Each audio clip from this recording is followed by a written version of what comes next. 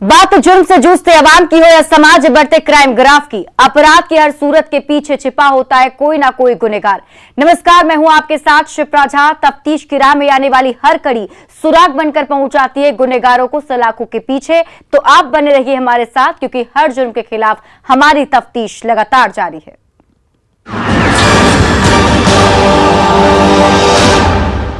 सोनी 5 महीने पहले अपने पिता के घर से डोली में विदा हुई थी। वो 4 माह की गर्भवती थी, मां बनने वाली थी, मगर उसे पता नहीं था कि जिसने सिंदूर से मांग सजाया है वही उसे मार डालेगा। जिसने अग्नि को साक्षी मानकर गले में मंगलसूत्र पहनाया है वही अरमानों का गला घोंट देगा। जिस घर की आंगन से वो डोली से जा रही है उसी आंगन में 5 महीने बाद लाश बनकर अर्थी पर लौटेगी। देखिए इस रिपोर्ट में दहेज की कूटचक्र ने कैसे एक बेटी की जान ले ली और साजन कागज के चंद टुकड़ों के लिए कैसे शैतान बन गया। दहेज दानवों ने फिर घोंटा गला, फिर टूटा एक और बेटी का सपना। शादी के 5 महीने बाद उठी अर्थी।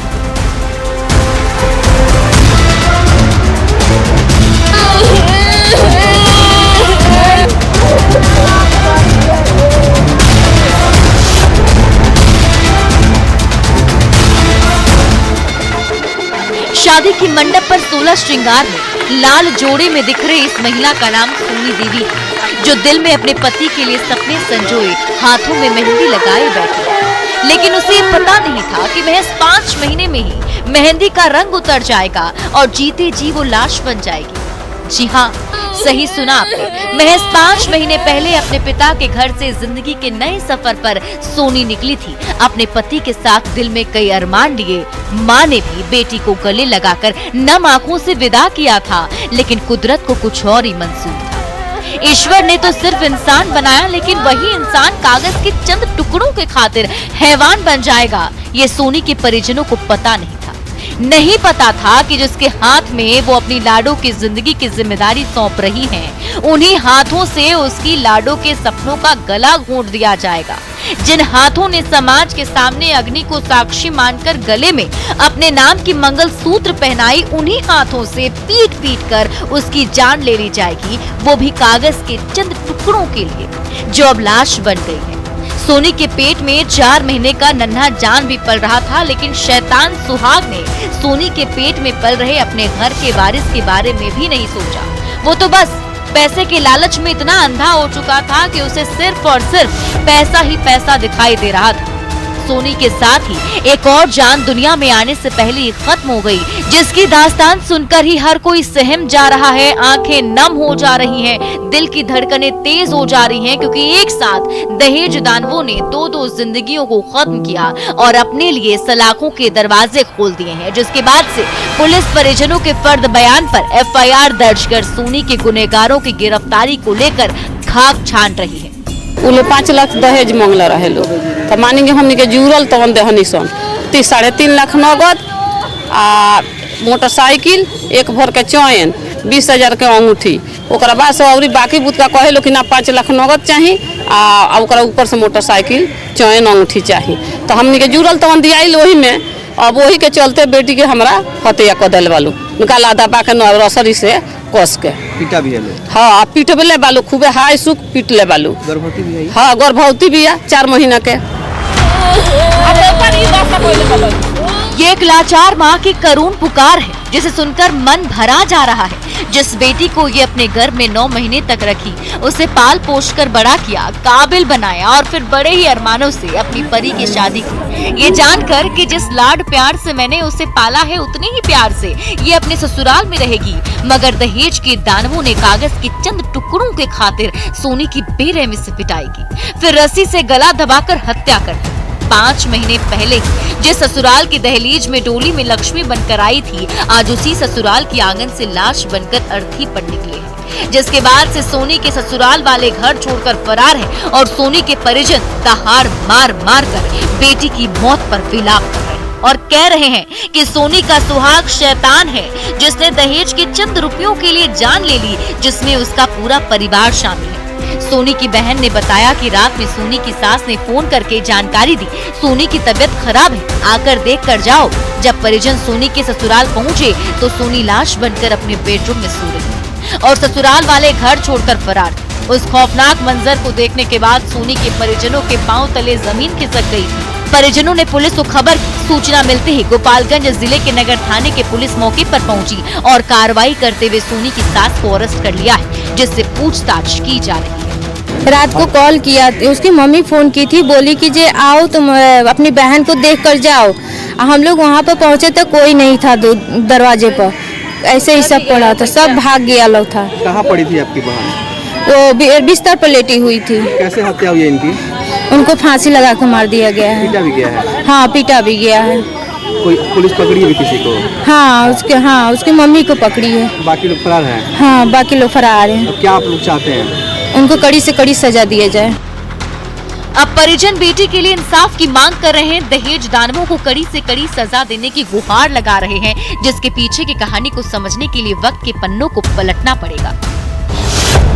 5 महीने पहले परिजनों की माने तो गोपालगंज के जादूपुर थाने के बाबू बिशनपुर गांव निवासी दूधनाथ शाह की पुत्री सोनी देवी की शादी 9 मई 2022 को नगर थाने के कोन्हवा गांव निवासी राधे श्याम शाह के पुत्र विजेंद्र शाह के साथ हुई।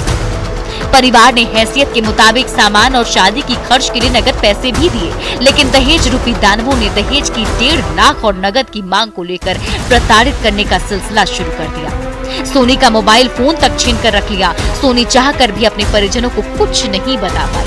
प्रताड़ित करने का सिलसिला अभी चल ही रहा था कि इस बीच 4 अक्टूबर की रात 12 बजे सोनी का पति विजेंद्र शाह ने ससुराल पर फोन कर हत्या की खबर दी। उसके बाद सभी फरार हो गए। घटना की जानकारी मिलने पर पहुंची पुलिस ने शव को कब्जे में लेकर आरोपी सास तीजा देवी को गिरफ्तार कर लिया है। बाकी आरोपी फरार हैं, जिनकी गिरफ्तारी के लिए पुलिस छापेमारी कर रही है। वो लोग मेरी दीदी को जान से मारे हैं लोग, इसलिए क्योंकि वो उनको ना मोबाइल कुछ भी नहीं देते थे लोग बात करने के लिए। और फिर से एक मेरी मम्मी मोबाइल खरीद कर भी दी बात करने के लिए, तो बोले नहीं मोबाइल क्या होगा, तो वो मोबाइल नहीं दी और चक्कर आया भी। सोनी कोई पहली बेटी या बहू नहीं है जिसकी कागज के चंद टुकड़ों के लिए गला घोंट दी गई। ऐसी कई बेटियां जिंदगी और मौत से जंग लड़ रही हैं और दहेज दानव उनका गला घोंट रहे हैं। ऐसे में जरूरत है कि दहेज रूपी दानवों को सजा देने की, बेटियों को काल के कुचक्र से बाहर निकालने की, समाज को आईना दिखाने की, कि ताकि फिर कोई सोनी ऐसी मौत ना मरे और फिर कोई विजेंद्र सुहाग से शैतान बनने की हिमाकत ना करे। ऐसे में देखने वाली बात यह है कि अब पुलिस कब तक सोनी के कातिल पति और बाकी के गुनहगारों को गिरफ्तार कर जेल की सलाखों में पहुंचाती है और सोनी को इंसाफ दिलाती है। न्यूज़ 18 के लिए गोपालगंज से गोविंद कुमार के साथ ब्यूरो रिपोर्ट। वो अपने घर में बैठकर टीवी देख रहा था, लेकिन अचानक मौत ने दरवाजे पर दस्तक दे दी। बाहर से आवाज आई। वो आवाज सुनकर घर से बाहर निकला और जैसे ही रोड पर पहुंचा वैसे ही अंधाधुंध फायरिंग होने लगी और बदमाशों की बंदूक से निकली मौत की गोली उसे चीरती हुई निगल गई और वो वहीं जमीन पर गिर पड़ा। उसके बाद क्या, एक अनसुनी चीख के साथ उसकी जिंदगी खत्म हो गई। परिवार में चीख पुकार की आवाजें सुनाई देने लगी, लेकिन एक सवाल बार बार लोगों के मन में कौन रहा था, वो लाल बाबू का कातिल कौन है। वो अपने घर में बैठकर टीवी देख रहा था, लेकिन अचानक मौत ने दरवाजे पर दस्तक दे दी। बाहर से आवाज आई। वो आवाज सुनकर घर से बाहर निकला और जैसे ही रोड पर पहुंचा वैसे ही अंधाधुंध फायरिंग होने लगी और बदमाशों की बंदूक से निकली मौत की गोली उसे चीरती हुई निगल गई और वो वहीं जमीन पर गिर पड़ा। उसके बाद क्या, एक अनसुनी चीख के साथ उसकी जिंदगी खत्म हो गई। परिवार में चीख पुकार की आवाजें सुनाई देने लगी, लेकिन एक सवाल बार बार लोगों के मन में कौन रहा था, वो लाल बाबू का कातिल कौन है। हत्या के पीछे का सच क्या है जो अब तक आंखों से ओझल है। समस्तीपुर में बेखौफ हैं बदमाश। जिले में नहीं रहा खाकी का इकबाल। घर से बुलाकर दागी मौत की गोली।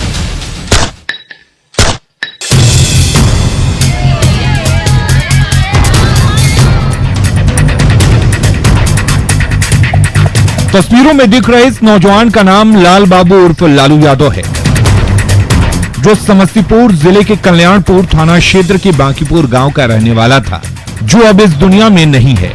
इसी बेखौफ और बेलगाम बदमाशों ने खाकी के खौफ को खामोश करते हुए दरवाजे पर चढ़कर इसे घर से बुलाकर मौत के घाट उतारा है, वो भी सीने में गोली मारकर, जिसके बाद से घर में चीख पुकार और चित्कार की आवाजें गूंज रही हैं। घर में मातमी सन्नाटा पसरा हुआ है और पुलिस मौके पर पहुंचकर मामले की तफ्तीश कर रही है।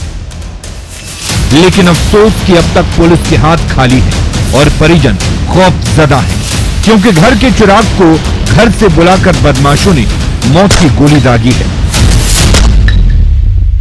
और हमेशा के लिए उसे बुझा दिया है, जिसके बाद से हाहाकार मचा हुआ है। जो चंद मिनट पहले जिंदा था, वो अब मौत की सफेद चादर ओढ़े हुए मौत की आगोश में सो रहा है। घटना हुई है, गोलीबारी की घटना हुई है जी, इसमें छापेमारी चल रही है, आगे कार्रवाई की जा रही है। पुलिस को मुंह चढ़ाने वाले इस खौफनाक और डरावनी वारदात के बारे में बताया जाता है कि 5 अक्टूबर की रात कल्याणपुर थाना क्षेत्र के बांकीपुर गांव का रहने वाला लाल बाबू उर्फ लालू यादव बाइक से कहीं गया हुआ था। वापस लौटने के बाद अपने घर में बैठकर परिजनों के साथ टीवी देख रहा था। इसी दौरान बाइक सवार 3 बदमाशों ने मौत का फरमान लेकर उसके दरवाजे पर दस्तक दी और उसे घर से बाहर बुलाया। लाल बाबू को लगा किसी काम से बुला रहे हैं। वो सीधे मन से उनसे मिलने के लिए घर से बाहर निकल गया, लेकिन उसे ये पता नहीं था कि बाहर मौत उसका इंतजार कर रही है और दरवाजे पर जो 3 शख्स खड़े हैं वो इंसान के रूप में यमराज हैं। जैसे ही वो घर से बाहर निकला, तीनों बदमाशों ने कमर से पिस्टल निकाली और बिना कुछ पूछे उस पर ताबड़तोड़ गोलियां बरसानी शुरू कर दी और पलक झपकते ही उसकी जिंदगी खत्म हो गई। गांव में खौफ कायम हो गया। जब तक परिजन और आसपास के लोग कुछ समझ पाते, तीनों बदमाश हवा में हथियार लहराते हुए खौफ की गोली दागते हुए मौके से फरार हो गए। उसके बाद क्या, परिवार में मातमी शोर की आवाजें गूंजने लगी। परिजनों से पुलिस को खबर की सूचना मिलते ही कल्याणपुर थाने की पुलिस मौके पर पहुंच गई और छानबीन में जुट गई। इस दौरान पुलिस को मौके से मौत के कारतूस के खाली खोखे मिले, जो खाकी के खौफ को खोखला साबित कर रहे हैं। उसके बाद पुलिस खोखा बटोरकर परिजनों के फर्द बयान पर अज्ञात अपराधियों के खिलाफ मामला दर्ज कर वापस लौट गई। जेहन में कई सवाल लिए हुए। सवाल ये कि मौत का फरमान लेकर आए तीनों बदमाश कौन थे? किसके इशारे पर तीनों ने लाल बाबू को मौत के घाट उतारा? किसने लाल बाबू की मौत की स्क्रिप्ट लिखी थी? क्या पुरानी अदावत में लाल बाबू की हत्या की, या फिर प्रेम प्रसंग में सीने में मौत की गोली दागी गई? अगर ऐसा नहीं तो लाल बाबू की हत्या के पीछे का सच क्या है? जिस तरह हम लोग घर पे बचिया का बिदागरी था, बिदागरी में हम लोग से जुटे हुए, और ये लड़का वहाँ अथी से आया ना, मेला देख के आया था, टीवी देख रहा था, वहाँ से एक आदमी बुला के ले गया रोड पे, वहाँ पर जाके गोली मार दी। कितने की संख्या में? 3 की संख्या में था। कितने गोली? 4-5 राउंड का आवाज आया सर। पुलिस और परिजनों के लिए लाल बाबू की हत्या की गुत्थी इन सवालों का जवाब अबूझ पहली बनी हुई है, जिसकी गुत्थी को सुलझाने के लिए पुलिस एड़ी चोटी की जोर लगा रही है। वहीं स्थानीय लोग कह रहे हैं कि मृतक लाल बाबू की किसी से कोई दुश्मनी नहीं थी। ऐसे में कातिल कौन है और क्यों उसे मौत के घाट उतारा है, समझ से परे है। गांव के लड़का हुए, हम लोग का भाई होंगे, रिलेशन में बहुत नापाक आदमी थे, मतलब कोई किसी से लेना देना नहीं, कोई ऐसा आपसी रंजिश नहीं, दुश्मनी नहीं था। हम लोग को यही मालूम हुआ कि घर में टीवी देख रहे थे, इनको बुला के इनके साथ ऐसा घटना का अंजाम दिया गया। पहले किसी से कोई दुश्मनी नहीं, ऐसा कोई मैटर नहीं है। हत्या के पीछे की वजह चाहे जो कुछ भी हो, लेकिन जिस तरह से बेखौफ बदमाशों ने पुलिस को खुली चुनौती देते हुए दरवाजे पर चढ़कर घर से बुलाकर लाल बाबू की गोली मारकर हत्या की है। वो बेहद खौफनाक और खतरनाक है, जिससे पूरा गांव सहमा हुआ है और लोग इस बात को लेकर खौफजदा हैं कि कब कौन अपराधी की गोली के शिकार हो जाए, ये किसी को नहीं पता, क्योंकि अब घर में भी लोग सुरक्षित नहीं हैं। ऐसे में देखने वाली बात तो ये होगी कि पुलिस कब तक हत्या के इस खौफनाक गुत्थे को सुलझाती है और लाल बाबू के कातिलों को गिरफ्तार कर जेल की सलाखों में पहुंचाती है, मर्डर के पीछे के सच से रूबरू कराती है, खाकी का खौफ कायम करती है, ताकि लोग बेखौफ होकर अपने घरों में चैन की नींद सो सकें। न्यूज़ 18 के लिए समस्तीपुर से मुकेश कुमार के साथ ब्यूरो रिपोर्ट। अब वक्त हो चला एक छोटे से ब्रेक का, लेकिन ब्रेक के बाद आपको दिखाएंगे सलाखों में शैतान बाप की बलि वाली खौफनाक साजिश।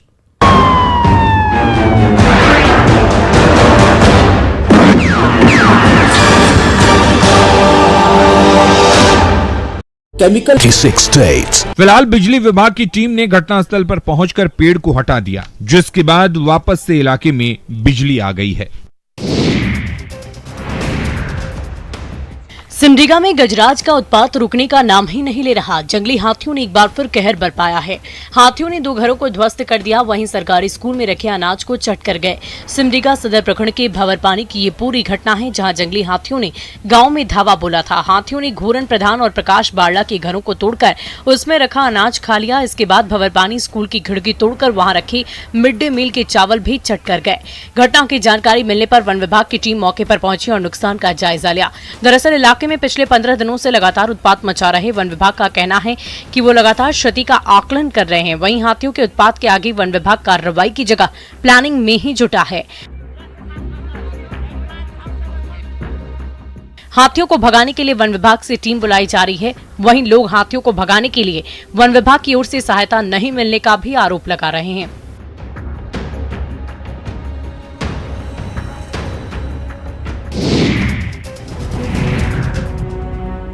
केंद्र और झारखंड सरकार की ओर से भले ही हर घर नल का जल की सुविधा उपलब्ध कराए जाने के दावे किए जा रहे हों, लेकिन ये दावे हवाई ही साबित हो रहे हैं। बात पाकुड़ के लिट्टीपाड़ा प्रखंड की करें तो यहाँ बड़ा चटकम के सरकारी स्कूल में पढ़ने वाले बच्चों को शुद्ध पेयजल की सुविधा नहीं मिल रही है। ऐसे में उत्क्रमित मध्य विद्यालय के बच्चे आज भी झरना का पानी पीने को विवश हैं। सबसे अधिक परेशानी बच्चों के लिए मिड डे मील बनाने में होती है, जहां 2 किलोमीटर दूर से रसोइयों को पानी लाना पड़ता है। शिक्षक बताते हैं कि उन्होंने कई बार मुखिया से लेकर अधिकारियों तक से शिकायत की, लेकिन उनकी समस्या के समाधान की कोई पहल नहीं हो सकी। लोगों का कहना है कि इन लोगों का हाल पूछने ना तो स्थानीय जनप्रतिनिधि आते हैं और ना ही सरकारी अधिकारी ही आते हैं। दूषित पानी पीने से बच्चे कई बार बीमार पड़ चुके हैं, फिर भी स्कूल में पानी की व्यवस्था नहीं की जाती है।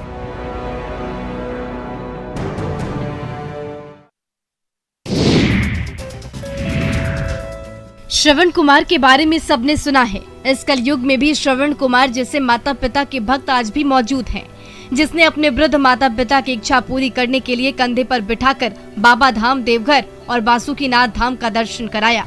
कलयुग में भी त्रेता युग के श्रवण कुमार की कहानी दोहराई जा रही है। आधुनिक युग के श्रवण कुमार बिहार के भागलपुर के शिवनंदनपुर निवासी कांतिलाल यादव और मंत्रीलाल यादव हैं, जिन्होंने अपने बुजुर्ग और निःशक्त माता पिता को बांस की डलिया में बिठाकर बहंगी के सहारे तीर्थ यात्रा कराई। सुल्तानगंज से गंगा जल लेकर वे देवघर और बासुकीनाथ धाम पहुंचे और अपना पुत्र धर्म निभाया। दरअसल शिवनंदनपुर निवासी 28 वर्षीय सुमित यादव और उनकी पत्नी 80 वर्षीय सुमित्रा देवी ने अपने पुत्रों के समक्ष वैजनाथ धाम और बासुकीनाथ धाम में जल अर्पण करने की इच्छा जाहिर की। पुत्रों ने अपने माता पिता की इच्छा पूरी करने के लिए दोनों को कांवर पर बैठाकर 40 दिनों की तीर्थ यात्रा सकुशल पूरी की।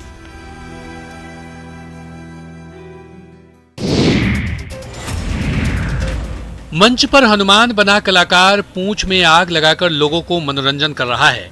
लोग उसे देखकर उत्साहित हो रहे हैं। कलाकार भी पूरे जोश में उछल कूद कर रहा है, लेकिन इसी बीच कलाकार जमीन पर गिर जाता है और उसकी जीवन लीला समाप्त हो जाती है। पर इतने लोगों के बीच में कोई इस घटना को समझ नहीं पाता है। लोग तो कलाकार की तारीफों के पुल बांधने लगते हैं और तालियां बजाते हैं। दरअसल उत्तर प्रदेश के फतेहपुर में भी मैनपुरी जैसी घटना सामने आई है, जहां दुर्गा पूजा पंडाल में मंच पर हनुमान बनकर कलाकार पूंछ में आग लगाकर आने के बाद अपनी लीला से दर्शकों का मनोरंजन करता रहा और अचानक मंच पर गिरने के बाद उसकी मौत हो गई। बताया जाता है कि सलेमपुर गांव में दुर्गा पूजा पंडाल में सांस्कृतिक कार्यक्रम का आयोजन हो रहा था। इसमें बजरंग बली के रूप में कलाकार राम स्वरूप अपनी पूंछ में आग लगाकर आए और लीला से दर्शकों का मनोरंजन शुरू किया। मंच पर उछल कूद कर रहा कलाकार अचानक गश खाकर नीचे गिर गए, लेकिन दर्शक लीला का हिस्सा मानकर तालियां बजाते रहे।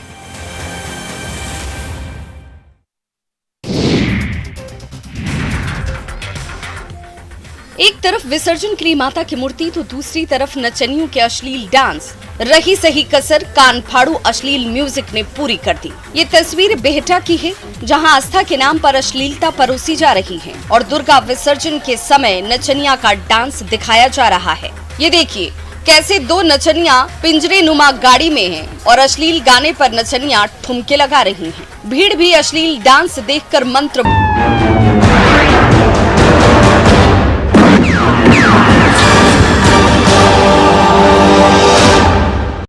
ब्रेक के बाद एक बार फिर से आपका स्वागत है।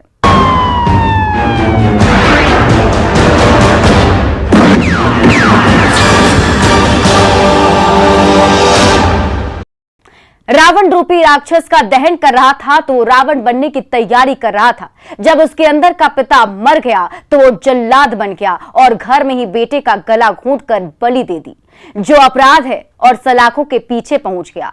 आप भूल कर भी अपराध मत करिए, वरना आपके लिए भी सलाखों के दरवाजे खुल जाएंगे। इस रिपोर्ट में देखिए सलाखों में शैतान बाप की पूरी कहानी।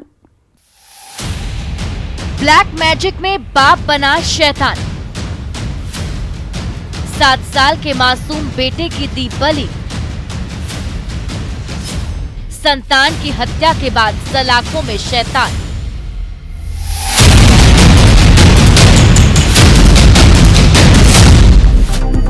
आज के दौर में अंधविश्वास, तंत्र मंत्र, चमत्कार जैसी चीजों पर भरोसा करना एक हद तक अपनी अज्ञानता को बढ़ावा देना है, लेकिन फिर भी कई लोग अंधविश्वास के इस काले घेरे में घिरते जा रहे हैं। जिस खौफनाक कहानी के बारे में हम आपको बताने जा रहे हैं वो हम जब जोने की बच्चे बुतरुआ बोल रहे थे कि मोगे नूनू को मन तबीयत खराब है, तब लेकर भाग गया है, मार कर फेंका माँ के भाई के बापा के नहीं जब मारी देना है गरिया पर ले जाए टकरे में कल के मारी फेंकल जाए, धरो मारी दे फेंकल जाए। हमरा बेटा पर घर है मारी देना। तब हमें उठलिए हमें यहाँ भी गई। सुन लिया आपने, लाचार और बेबस माँ पागलों की तरह चीख चीख कर कह रही है कि मेरे लाल का कातिल कोई और नहीं बल्कि मेरा सुहाग और मासूम का बाप दीपक शर्मा है। इसी ने तंत्र मंत्र और अंधविश्वास में बेटे की बलि दी, जिसकी तस्दीक तंत्र मंत्र की बातें कर रही है, जिसके बारे में बताया जाता है कि बांका जिले के अमरपुर थाना क्षेत्र के महोता गांव निवासी दीपक शर्मा उस वक्त बाप से जल्लाद बन गया जब पूरा देश रावण का दहन कर रहा था। लेकिन दीपक के अंदर का पिता मर चुका था, उसके भीतर का रावण जिंदा हो गया था। जैसे ही अंधेरे का पहरा बढ़ा वैसे ही वो शैतान बन गया और तंत्र मंत्र में सिद्धि प्राप्त करने के लिए अपने 7 साल के मासूम का गला घोंट दिया, जिसके बाद परिवार में कोहराम मच गया। हत्या की खबर मिलते ही अमरपुर थाने की पुलिस महोता गांव पहुंच गई और शव को कब्जे में लेते हुए मृतक की मां खुशबू देवी के फर्द बयान पर मामला दर्ज करते हुए उसके कातिल पति दीपक शर्मा को गांव के पास स्थित बगीचे से खदेड़कर गिरफ्तार कर लिया और जेल के सलाखों में पहुंचा दिया उड़ाते ने। उसके बाद मेरा फोन किया, मरने के बाद लोग को दिखाने के लिए गया कि हमें हॉस्पिटल लेके जा रहे हैं। हॉस्पिटल लेके गया था? हॉस्पिटल लेके रास्ते से घूर के दिखा दिया खाली गया हम हॉस्पिटल लेके। हत्यारे बाप दीपक की गिरफ्तारी के बाद जब पुलिस ने उसके घर की तलाशी लेनी शुरू की तो युवा नचनिया का नाच देखकर मस्ती में झूम